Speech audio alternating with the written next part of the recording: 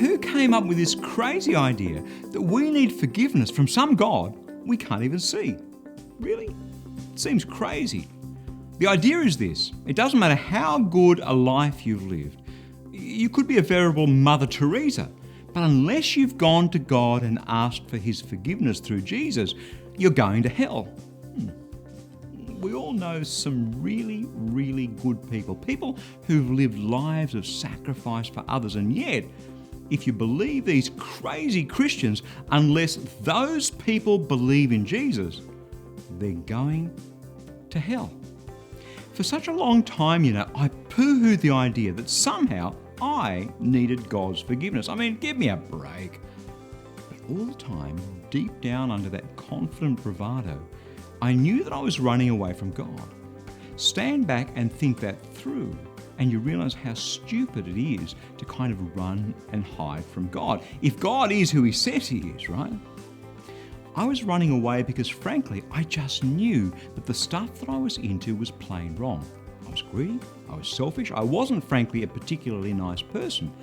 And this is how my thinking went, although I tried not to think about it all that often.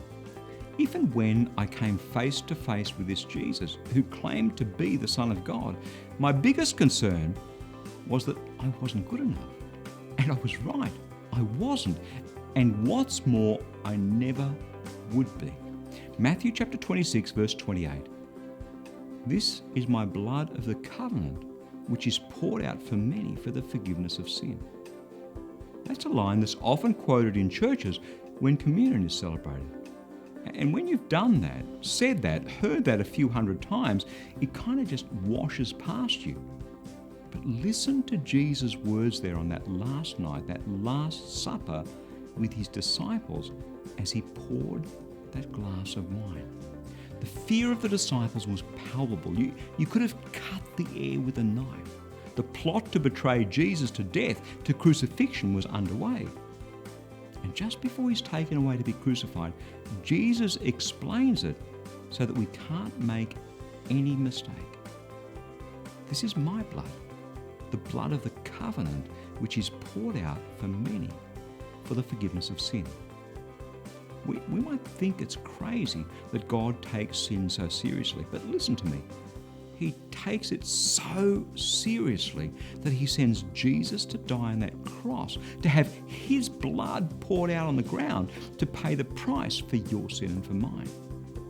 That's why Jesus died for me. That's why Jesus died for you and for everyone who believes in Him. We receive forgiveness of sins through His name. That's it. That's God's word. Fresh for you today.